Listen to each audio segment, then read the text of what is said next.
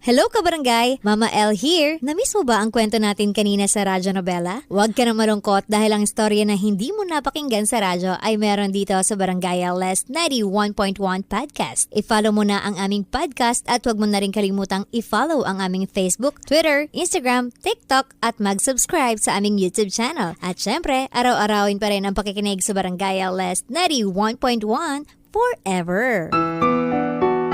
Barangay 91.1 Radyo Nobela. Radyo Nobela. Barangay LS 91.1 forever. Isang magandang araw mga kabarangay at isang panibagong araw na naman ang pagsasama-samahan natin para sa ating tampok na istorya ngayong araw na ito. At syempre kasama niyo po ang inyong mahal na mama, ako po si Mama L ng Barangay LS 91.1 forever. Lahat daw tayo ay handa nating gawin kapag magulang na tayo. Ultimo pagkaing isusubo natin ay ibibigay pa natin sa ating mga anak. Ikaw kabarangay, gaano mo kamahal ang mga anak mo? Sabay-sabay po nating tunghayan ang ating tampok na istorya ngayong pinamagatang Payaso. Kasama ang ating kabarangay at ang ating letter sender na si Manny dito sa ating programang Radyo Nobela. Narito na ang ating tampok na kwento sa araw na ito. Dear Mama L, ang pagiging magulang na yata ang pinakamagandang regalo ng Diyos sa akin. Simula kasi nung nagkaanak ako ay marami akong natutunan sa buhay, lalo na ang pagsasakripisyo. Hindi ko naman po sinasabi na perpekto na akong tatay. Pero napatunayan ko sa sarili ko na wala akong hindi kayang gawin alang-alang sa aking mga anak. Ako nga po pala si Manny, 56 years old at taga Quezon City. At masugi niyo po akong tagapakinig ng inyong programa. Naisip ko pong sumulat sa inyong istasyon para magbahagi ng kwento ng buhay ko. At sana, kapulutan ito ng aral at inspirasyon ng ating mga kabarangay. Lalo na sa mga katulad kong magulang na. Bago po ako napadpad sa QC ay tubong Malay-Balay Bukidnon ang angkan namin. Pero nung 14 years old pa lamang ako ay sumama na ako sa tiyuhin ko para maging isang construction worker dito sa Maynila. Dito na rin po ako nakapag-asawa at nagkaanak. Akala ko ay madali ang buhay dito pero nagkamali ako. Lalo na at hindi permanente ang aming trabaho. Yon ang madalas naming pagtalunan ng misis kong si Janice. Kaya nga kapag bakante ako, ay sumasideline ako bilang isang payaso sa mga binyag, birthday at kung minsan ay sa kasal. Nirecruit kasi ako ng mga kasamahan ko sa construction na ganun din ang ginawa nung una. Kaya akala ko mahirap maging payaso. Pero kapag nagamay mo na pala ay madali lang. Kapag nakapag-makeup at nakasuot ka na ng costume ay masasabi kong nag-iibang tao na po ako. At kapag nagpapatawa na ako sa harap ng mga tao, ay nakakalimutan ko ang lahat ng mga problema ko.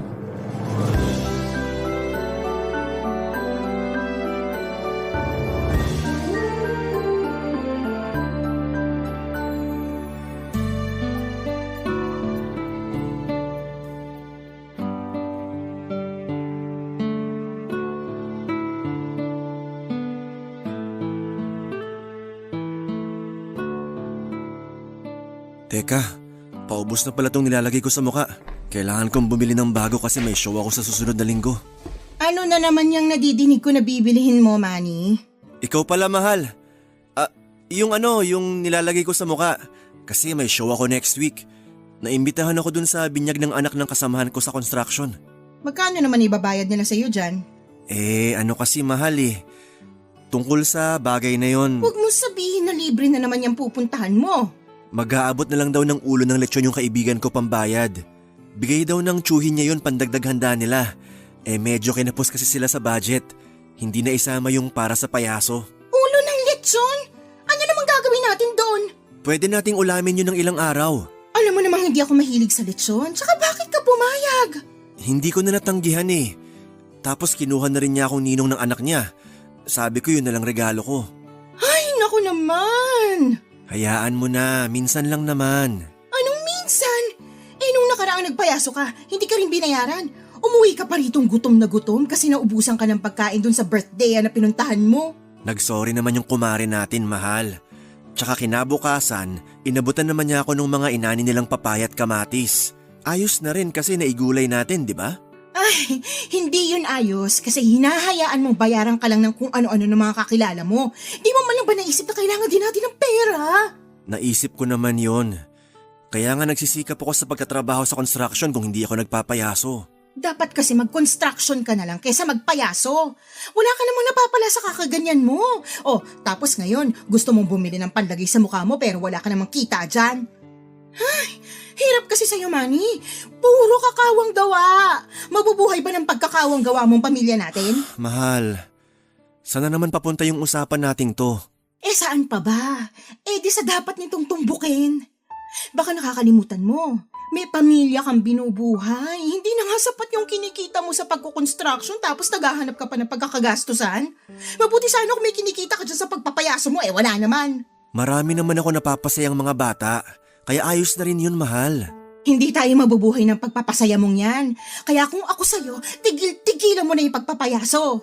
Mahal naman. Huwag mo nga ako matawag-tawag na mahal. Hindi ka pupunta doon sa binyag ng anak ng kaibigan mo. Kung gusto nila ng payaso, bayaran ka nila. Pero naka-oo na ako. Nakakahiya naman kung aatras ako. Ay, wala akong pakialam. Tsaka sila dapat ang mahiya. Kasi gusto pala nila ng payaso sa binyag ng anak nila. Di sana, pinag-ipunan nila. Hirap sa mga taong yan, ginagamit yung pinagsamahan nyo para makalibre. Kung gusto nila, sila na lang yung magpayaso, nakatipid pa sila. Janice naman eh. Seryoso ako sa sinabi ko. Pag nalaman kong pumunta ka sa binyag na yun, mananagot ka sa akin. Ay, mabuti pa.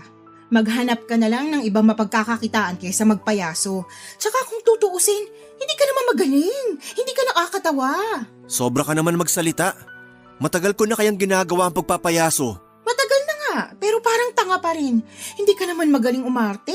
Sobrang OA. Hindi naman yata tama na insultihin mo yung trabaho ko. Ay, trabaho palang tawag mo dyan? Para ka kasing naglalaro lang. Kasi kung trabaho nga yan, sana kumikita ka ng pera. Kaso hindi. Dagdag gastos pa. Ang hirap-hirap na nga ng buhay.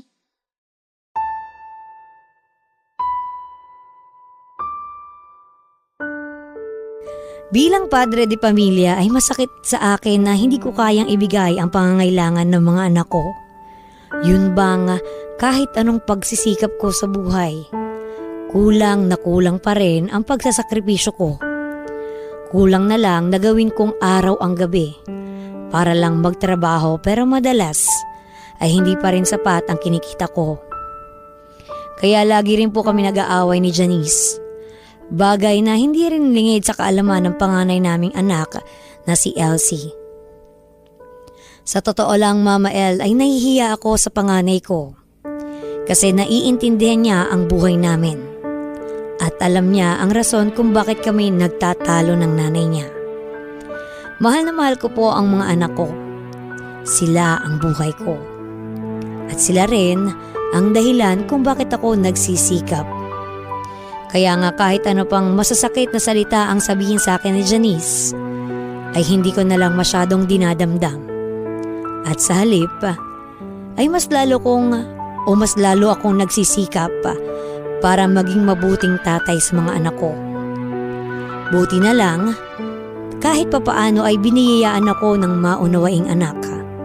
At kahit na hindi ko na ibibigay sa kanila ng kapatid niya ang lahat ng bagay sa mundo, ay hindi naging mapaghanap ang panganay ko.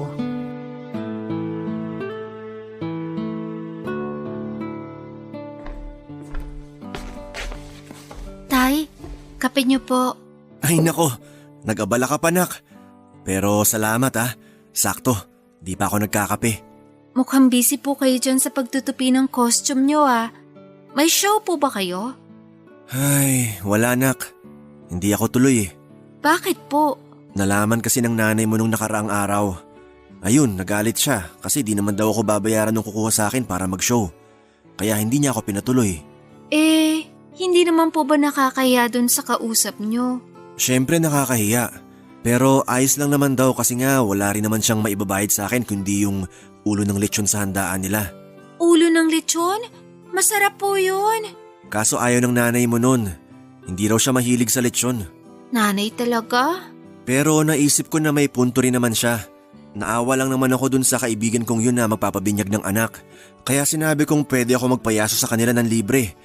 Kaya lang nung nakaraan, ganun din yung ginawa ko. Nagpayaso ng libre dun sa birthday nung kumare namin ng nanay mo. Kaya galit na galit siya sa akin. Nag-away kami.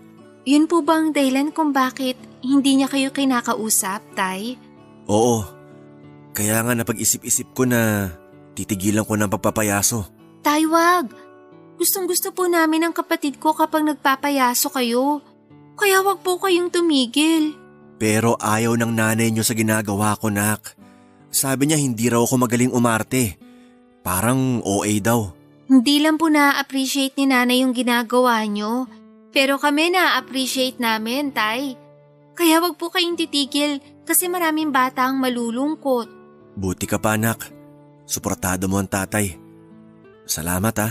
Walang anuman po, Tay. Tsaka kahit nung maliliit pa kami ng kapatid ko, masayang-masaya na kami kapag nakikita namin kayong naka-costume at nagpe-perform sa maraming tao. Galing niyo po kayo magpatawa. Tapos ang astig pa ng magic tricks niyo. Nako, baka binobola mo lang ako, ha. Hindi ko po kayo binubola. Sinasabi ko po yun kasi gusto ko malaman nyo na proud kami magkapatid sa ginagawa nyo, lalo na sa pagpapayaso nyo, Tay. Lagi ko nga po kayong binibida sa mga classmate ko. Bilib na bilib sila sa inyo. Talaga? Opo. Parang nahiya ako bigla, nak, ha. Huwag po kayong mahiya, Tay. Maniwala po kayo sa sinasabi ko. Yung sinabi ni nanay, hayaan nyo na lang po yun. Ikilala nyo naman si nanay eh. Laging mainitin ang ulo, lalo kapag walang pera. Yun nga eh. Minsan, ang hirap pasayahin ng nanay nyo. Pakiramdam ko tuloy ang laki ng pagkukulang ko sa pamilya natin bilang haligi ng tahanan. Hindi po totoo yan. Kasi nakikita ko po na nagsisikap kayo. Dala-dalawa nga pong trabaho nyo eh. Tsaka hindi nyo po kami pinapabayaan. Kaya para sa amin, kayo po ang the best tatay. Salamat, nak. Gumaan ang loob ko sa mga sinabi mo. Hayaan mo, gagalingan ko pa ang mga ginagawa ko para lalo kayo maging proud sa akin. At magsisikap ako ng husto para sa pamilya natin.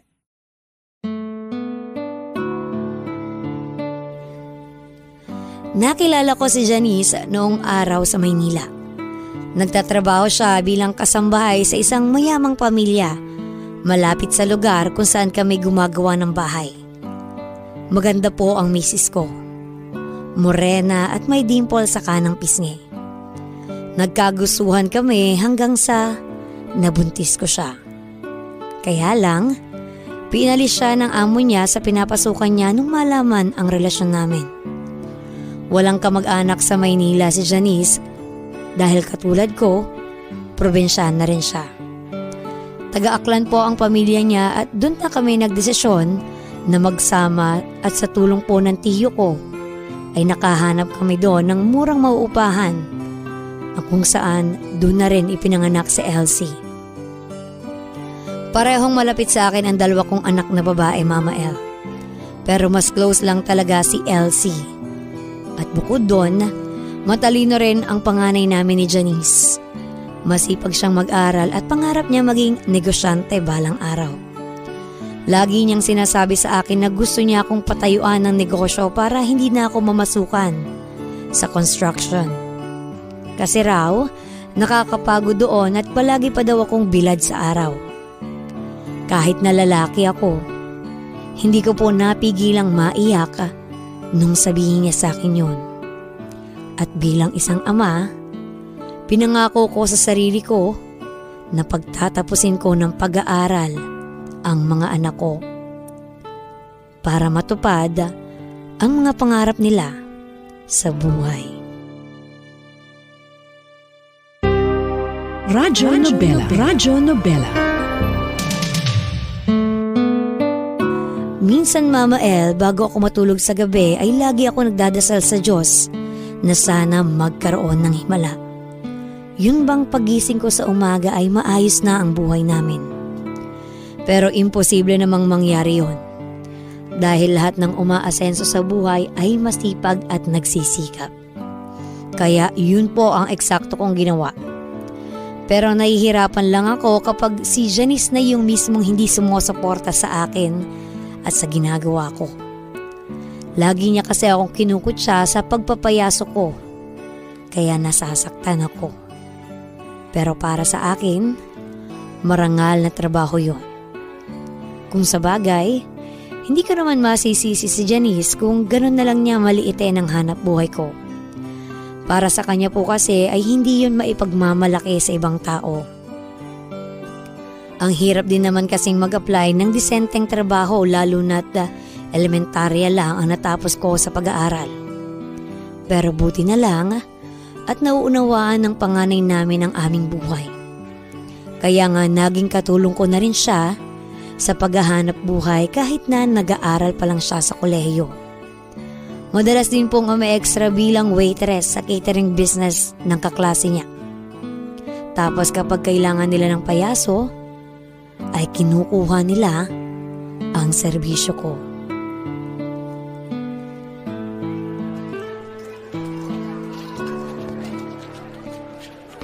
Tay, kain muna kayo. Salamat, Nak. Sakto, gutom na ako. Katatapos lang ng show ko eh. Kita ko nga po. Ang daming mga bata yung natuwa. Oo nga eh. Di ako agad nakaalis kasi marami rin nagpa-picture. Sabi sa inyo, Tay, magaling kayo magpayaso. Salamat, Nak. Kasi tinandaan ko yung sinabi mo. Kaya lalo ko pang ginalingan kanina. Tsaka para sulit naman yung ibabayad sa akin dito. Sigurado po ako na sulit yun kasi maraming natuwa at nag-enjoy. Kahit nga yung mga matatanda, nakikipalakpak kanina. Nakita ko po yun kasi nandun ako sa likod, nanunood sa inyo. Ikaw talaga. Ang swerte ko nagkaroon ako ng anak na katulad mo. Yun bang mabait na tapos suportado pa ako? Mas maswerte po kami kasi naging tatay namin kayo. Pangako, Tay, na mag-aaral ako na mabuti para pag nakagraduate na ako, magnenegosyo tayo. Yung katulad nito, catering po. Hindi ba mahal yun, Nak? Mahal. Kaya nga po mag-iipon muna ako. Magtatrabaho ako sa private company. Tapos saka natin tutuparin yung pangarap natin. Ano't ano man na mangyari sa hinaharap, tandaan mong ngayon pa lang, proud na ako sa iyo, anak. Alam ko naman po yun, Tay. Pero syempre, gusto ko pa rin umasenso tayo para hindi na tayo kapusin sa pangangailangan natin. At para hindi na rin po kayo lagi nag-aaway ni Nanay. Gusto ko po kayong tulungan sa pagtatrabaho. Ito palang pag-working student mo, malaking gaan na sa amin. Pero sana, wag mo masyadong madaliin ang pagtatrabaho at pagkita ng pera. Kasi habang buhay ka naman magkatrabaho, lalo na kapag nakagraduate ka na. Sa ngayon, pag-aaral mo muna ang pagtuunan mo ng pansin, Nak. Opo, Tay. Tatandaan ko po yan. Kayo po ni Nanay ang inspirasyon ko. At kayo rin ang kapatid mo ang inspirasyon ko, Nak. Ay, minsan naisip ko, siguro mabait ako sa nakaraang buhay ko. Paano niyo po nasabi? Kasi binigyan ako ng Diyos ng dalawang mababait at matatalinong anak. Kayo ang kayamanan ko sa buhay na to. Tatay talaga? Mabait pa rin naman po kayo hanggang ngayon eh. Kaya nga marami kayong kaibigan, marami kayong kasundong tao. Pero sabi ng nanay mo parang nasobrahan daw ako sa pagiging mabait. Kasi madalas na raw akong naaabuso. Hindi naman po talaga mawawala yung mga mapang-abusong tao. Pero kung ang gusto nyo lang tumulong sa kapwa nyo, wala pong masama dun. Siguro, madala na lang kayo kapag inabuso kayo ng tao kahit na isang beses pa lang yun. Ganyan nga yung ginagawa ko. Para di na rin kami madalas nagtatalo ng nanay nyo. Alam ko naman po na ginagawa nyo lahat para hindi na kayo lagi nag-aaway ni Nanay. Oo. Kaya pasensya na kayo kung minsan naririnig nyo pa yung pag-aaway namin. Wala naman pong perpektong pamilya, Tay. Kaya ayos lang po yun. Kain na po kayo. Alam ko kanina pa kayo nagugutom. Sige, Nak. Pero ikaw ba kumain na? Opo, kanina pa po. Balik lang po ako dun sa mga kasama ko kasi kailangan na namin magligpit. See you later, Tay. Aaminin ko po na gumaan yung nararamdaman ko noong mga panahong yon matapos naming mag-usap ni Elsie. At masaya ako na mayroon akong anak na katulad niya. Sabi nga nila, higit pa sa anumang yaman sa mundo ang pagkakaroon ng mabubuting anak, kaya araw-araw ko pong pinapasalamatan ng Diyos na binigyan niya ako ng karapatan para maging isang ama. At simula noon, naging magkatulong kami ni Elsie sa paghahanap buhay para sa aming pamilya. May mga pagkakataon na hindi na siya humihingi ng baon dahil may kinikita naman siya kahit papaano mula sa pag-sideline niya. Pero Mama El, kahit gaano kaayos ang relasyon ko sa mga anak ko ay siya namang magulo sa amin ng misis kong si Janice. Bukod kasi sa lagi naming pagtatalo dahil hindi daw sapat ang perang inuuwi ko sa bahay namin ay nahuli ko siya na may kausap na ibang lalaki sa cellphone. Yon ang dahilan kung bakit hindi niya naaalagaan ang bunso naming anak, kaya madalas na yung magkasakit. Katwiran niya sa akin, nagsasawa na raw siya sa buhay namin. Kaya gusto na niya kaming iwanan.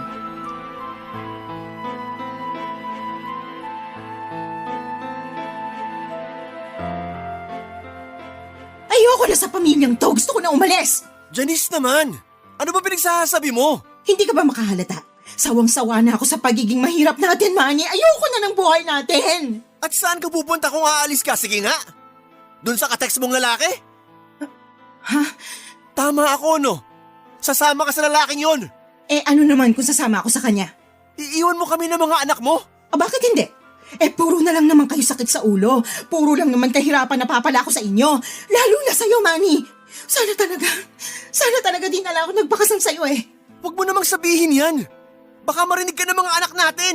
Wala akong pakialam kahit marinig nila ako. Bakit? Nahihiya ka ba? Ayaw mo malaman kung gaano kapulpul ang tatay nila? Sumusobra ka na sa mga sinasabi mo sa akin, ha? Tama lang naman yung mga sinabi ko ah. Nasasaktan ka? Kasi totoo. Pulpul ka. Wala kang kwentang padre de pamilya. Tumigil ka na! Ano gagawin mo sa akin? Sasaktan mo ko? Sige, subukan mo. Subukan mo para ipabarangay kita. Nay? Tay? Ano po nangyayari dito? Yung tatay mo, sasaktan ako. Tay, totoo po ba yun? Hindi totoo yun, Nak. Ano ba pinagsasabi mo? Ginawa mo pa akong bayolente sa harap ng anak natin. Bayolente ka naman talaga. Kunwari ka pang mabait. Nay, bakit pa kayo ganyan kay tatay? Ano bang kasalanan niya sa inyo? Kasalanan niyang mahirap lang siya. Ayaw tuloy, damay tayo. Lalo na ako. Kaya ayoko na dyan sa tatay mo eh. Iiwan ko na kayo. Nay, nasisiraan na ba kayo ng ulo? Sira ulo na ako, sira ulo. Mahiya nga po kayo.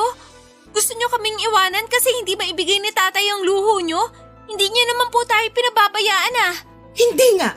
Pero kulang na kulang yung perang binibigay niya. Masyado lang po kayo mapaghanap, Nay. Hindi kayo marunong makontento. Anong sinabi mo? Bawiin mo yun, Elsie. Hindi ko po babawiin yon kasi totoo naman yung sinabi ko. Bakit? Masama na ba maghangad ng magandang buhay? Hindi po. Pero maaatim niyo ba talaga kaming iwanan para sa magandang buhay na sinasabi niyo? At gaano kayo kasigurado na magiging maganda nga ang buhay niyo? Ano ibig mo sabihin? Kasi baka makarma kayo sa gagawin niyo sa pamilya niyo. Ngayon, kung ayaw niyo pa rin magpaawat, bahala na po kayo. Hindi naman namin kayo mapipigilan eh. Matanda na kayo. Elsie, tama na yan. Janice, huwag mo kaming iwanan ng mga anak mo. Nakikiusap ako sa'yo. Kahit alang-alang sa mga anak natin.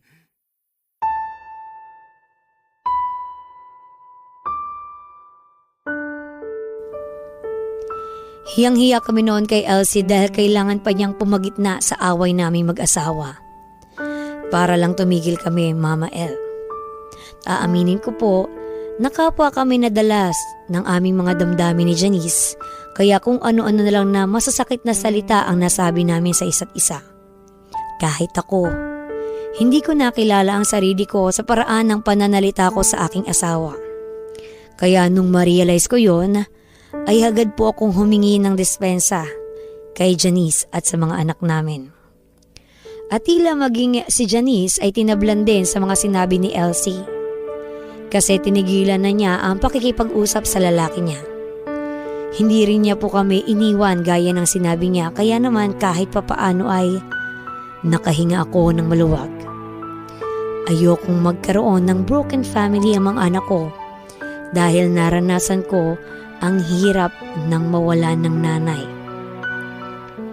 Iniwanan kasi kami ng nanay namin nung araw na sumama siya sa ibang lalaki. Kaya nga kahit masakit, ay ginusto ko pa rin isalba ang pagsasama namin ng misis ko. Pero nung unti-unti nang umaayos ang lahat sa aming pamilya, saka naman kami binigyan ng matinding pagsubok na masasabi kong nagpaguho sa mundo ko bilang isang ama. Isang araw po kasi ay nakarating sa akin ang balita na nasagasaan daw ang bunso namin habang naglalaro sa kalsada. At wala na tong buhay nang isugod sa ospital. Radyo Nobela. Radyo Nobela.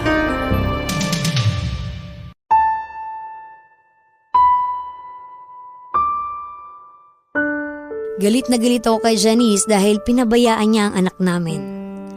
Pero nung nakita ko na maging siya ay nagluluksa sa pagkawala ng aming anak ay napagtanto ko na hindi patas na isisi ko sa kanya ang lahat. Aksidente ang nangyari at walang may gusto. Mabuti na lang po at nakipag-areglo ang nakasagasa sa anak namin at tinulungan kami sa mga gastusin mula burol hanggang libing. Kaya lang, sobrang sakit namang mamatayan ng anak, Mama El. Sa kabila ng lahat ay nagpatuloy ang buhay namin. May punto na naging malamig ako kay Janice. Inabala ko ang sarili ko sa pagtatrabaho para maitaguyod ang pag-aaral ni Elsie. Lumalaki kasi ang gastusin niya sa kolehiyo at kailangan niyang mag-focus sa pag-aaral. Kaya ako na mismo ang nagsabi sa anak ko na tumigil na muna sa pagtatrabaho. Paraan ko na rin po yun para maging laging abala nang hindi ko laging naiisip ang pagkawala ng bunso namin. At dumating ang isang gabi na kinausap ako ni Janice.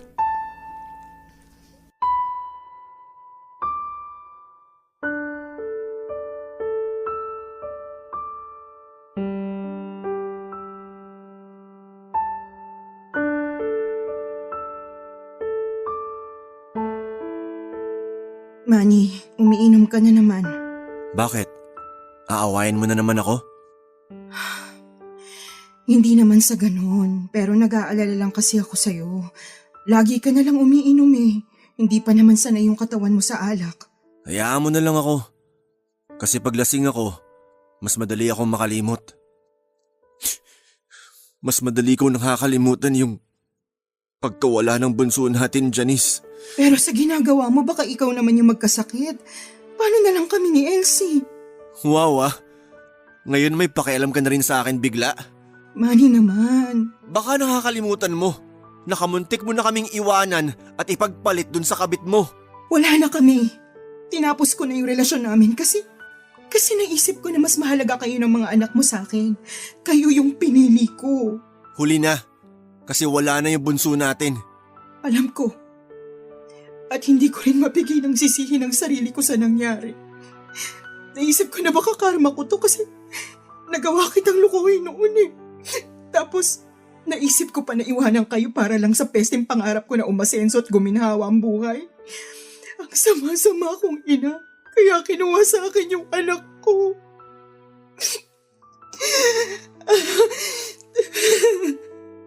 Manny, patawarin mo ko. Patawarin mo ko. Ano ba yung ginagawa mo? Bakit ka lumuluhod? Kasi ang laki-laki ng kasalanan ko sa inyo. Lalo na sa iyo. Hindi ko tinapad yung pangako natin sa harap ng Diyos na magsasama sa hirap at ginawa. Masyado ako naging mahina at nagpadala sa tukso. Tumayo ka na nga dyan. Halika, maupo ka sa tabi ko. Sana ako na lang yung nawala imbis yung bunso natin. Huwag mong sabihin yan. Kailangan ka pa namin ni Elsie. Hindi pwedeng pati ikaw mawala rin. Pero pakiramdam ko, kung wala akong kwentang ina. Ay, wala namang perpektong magulang. Kahit ako, pakiramdam ko, wala rin akong kwentang ama. Kasi hindi ko kayo maiahon sa kahirapan. Pero laging pinapaintindi sa akin ng mga anak mo, lalo na si Elsie, na hindi masamang maging mahirap, basta nagsusumikap. Kaya nga kahit paano, gumagaan yung loob ko. At mas lalo akong nagiging porsigido sa trabaho. Nakikita ko naman yung pagsisikap mo para sa pamilya natin eh. Pero naging makasarili ako. Hindi ko inisip yung hirap mo kasi mareklamo ako asawa. Imbes na tulungan at suportahan ka, minaliit kita.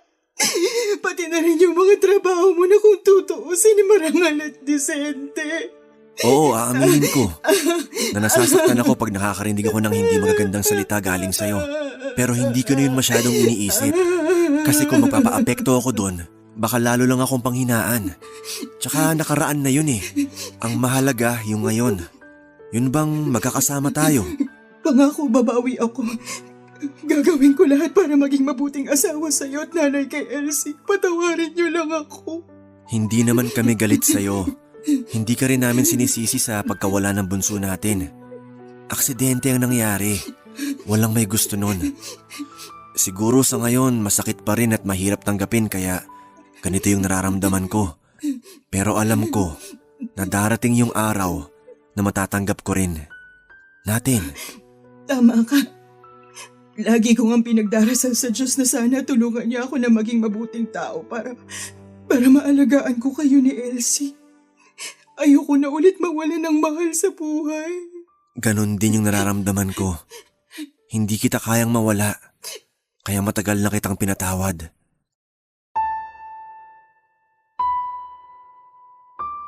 Mahal ko si Janice, Mama El. Siya pa rin ang babaeng pinakasalan ko noon sa West at nanay ng mga anak ko. Kaya nga kahit nagkasala na siya sa akin at malaki ang tampo ko sa kanya ay pinatawad ko pa rin ang misis ko. Hindi ako yung tao na kayang magtanim ng galit para sa mahal ko sa buhay. Kaya kahit mahirap, nagtiwala akong muli sa asawa ko. Nakikita ko naman na nagbabagong buhay siya at hindi na siya katulad ng dati na mareklamo at mapaghanap ng mga bagay na wala sa amin.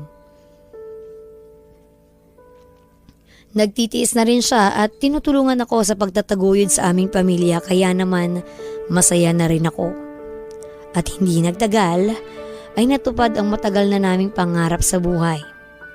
At yun po ay ang makapagtapos ng kolehiyo si Elsie. Ako ang kasama niyang umakyat sa entablado para sabitan siya ng medalya ng graduation niya. At masasabi ko na isa yun sa pinaka hindi ko malilimutang alaala sa buhay ko. Pangalawa sa araw na isinilang siya.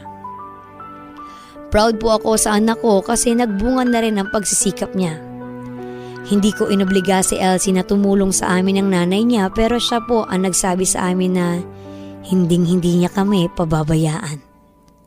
Kaya nga nung nakapagtrabaho na siya ay binigay niya sa amin lahat ang unang sweldo niya. Pero itinabi namin yun ni Janice sa loob ng 8 taon. Alam kasi namin na may mas importanteng pwedeng paggamitan ang pera na yon. Lalo na pagdating ng tamang panahon.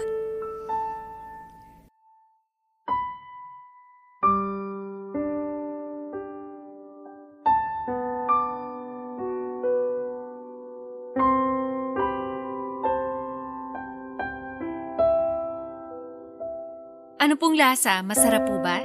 Oo, masarap. Grabe, husay mo na magluto, nak. Siyempre, mana po ako sa inyo eh. Napapansin ko, dumadami yung mga putahe na kaya mong lutuin ah. Siguro mag-aasawa ka na no? Grabe si tatay. Mag-aasawa na agad? Bakit? Hindi ba? Tagal nyo na rin ng boyfriend mo, di ba? Opo, pero hindi pa po kami magpapakasal. Ayos lang naman sa amin kung gusto mo nang lumagay sa tahimik, nak. Kaya na namin ng tatay mo yung mga sarili namin. Tama ang nanay mo. Tsaka boto kami dun sa boyfriend mong yun. Mabait, magalang, at nakikita namin na mahal ka. Salamat po, tay. Pero hindi pa nga po kami magpapakasal. Ni hindi pa nga namin naisip yon. Bata pa po kami. Bata pa ba yung 26? Opo. Tsaka marami pa po akong pangarap na gustong tuparin, Nay. Isa na po dun yung negosyong gusto kong itayo para sa pamilya natin. Tay, tandaan niyo pa po ba yon? Negosyo? Opo, yung gustong-gusto kong negosyo na pinag-usapan natin noon. Yung catering service? Opo, matagal ko na po yung pinag-iipunan. Suportado din po ako ng boyfriend ko sa plano kong yon. Pero nak, hindi ba yun mahirap? Baka kasi marami kang gastusin. Opo, pero desidido na po ako, Nay. Tsaka pwede naman tayo mag-umpisa sa maliit hanggang sa lumaki na yung negosyo natin eh. Kaya lang baka mahirapan po ako kung ako lang. Kaya nga po gusto kong hingin ng tulong nyo para sa family business nating to. Aba, ayun lang ba? Walang kaso sa akin, tutulong ako. Ikaw ba, mahal? Tinatanong pa ba yan? Siyempre tutulong din ako. Pero paano po yung trabaho nyo sa construction? Tungkol doon, nag-usap na kami ng nanay mo. Magre-resign na ako. Talaga po, Tay? Oo. Alam ko naman na matagal mo na akong gustong umalis doon. Ako lang yung makulit kasi ayoko na ikaw lang yung nagtatrabaho sa pamilya natin. Ayoko na suluhin mo yung mga gastusin sa bahay natin. Pero pinaintindi sa akin ng nanay mo na pwede pa naman akong gumawa ng ibang trabaho na hindi naapektuhan yung kalusugan ko. Mabuti naman po nakinig din kayo kay nanay. Ang tagal ko rin bago yan nakumbinse. Ewan ko ba naman sa tatay mo? Mabuti sana kung hindi hinihika. Wala naman yung sakit niyang yun dati. Tumatanda na kasi ako, mahal. Tapos mabigat na rin yung trabaho namin doon kaya ayun, humina na katawan ko. Ayoko namang magkatotoo yung minsang pinanakot ng nanay mo sa akin na baka magkasakit ako ng malala kasi hindi ako nakinig sa kanya. Hoy, hindi yun panakot. O sige na, hindi na. Masaya ako, Tay.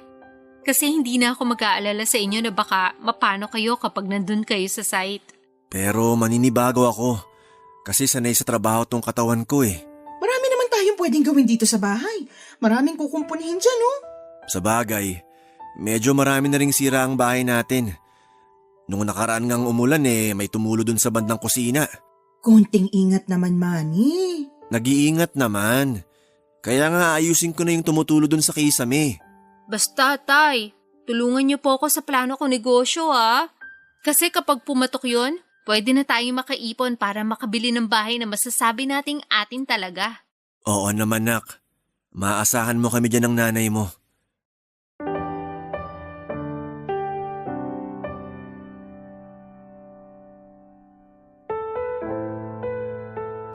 Idinagdag namin ang perang inipon namin mula sa mga sweldong ibinibigay sa amin noon ni Elsie, Mama El. Labis po yun na ikinagulat ng anak namin kasi hindi daw niya akalain na may itinatabi kami mula sa mga perang binibigay niya. Naging sapat po ang halagang iyon kasama na yung inipon niya para masimulan namin ang pangarap naming catering business. Nung una, nagsimula lang kami sa mga paluto. Kami ng asawa ko ang naging punong abala sa mga pa-order na yon hanggang sa tuluyan na ring nag-resign sa trabaho si Elsie pagkalipas ng 2 taon. Doon na po niya kami tinulungan ng nanay niya. Unti-unti pong lumaki ang negosyo naming nag-uumpisa sa maliit. Kaya naman, masayang-masaya kami. Bagamat may mga panahong humihina ang kita namin lalo na nung pandemic ay hindi po kami sumuko. At di nagtagal, nalagpasan namin yung pagsubok na yon kaya mas lalong umunlad at pinagpala ang munti naming negosyo. Yun din ang dahilan kung bakit kami nakapagpundar ng sariling bahay at sasakyan. Malayo na kami sa dati naming pamumuhay na isang kahig at isang tuka. Pero hindi pa rin po namin nakakalimutang magpakumbaba. Hanggang dito na lamang po ang sulat ko, Mama El, at maraming salamat po dahil napili niyong i-ere ang kwento ng buhay ko. Sana po ay nakapagbigay ako ng inspirasyon sa ating mga kabarangay at sa mga magulang na kagaya ko. Muli ako po ang inyong forever na kapuso at kabarangay, Manny.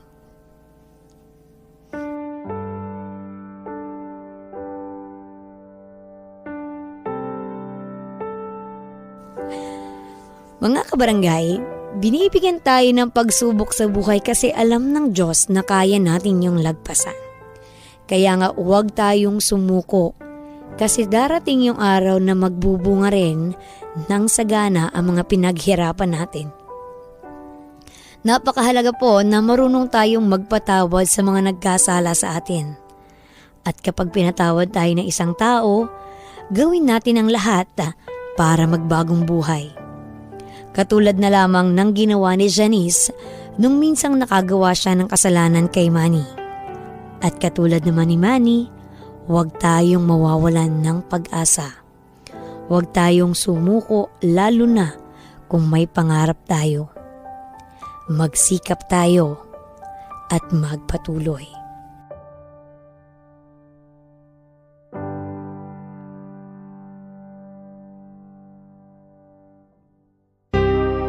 Radyo Nobela. Radyo Nobela.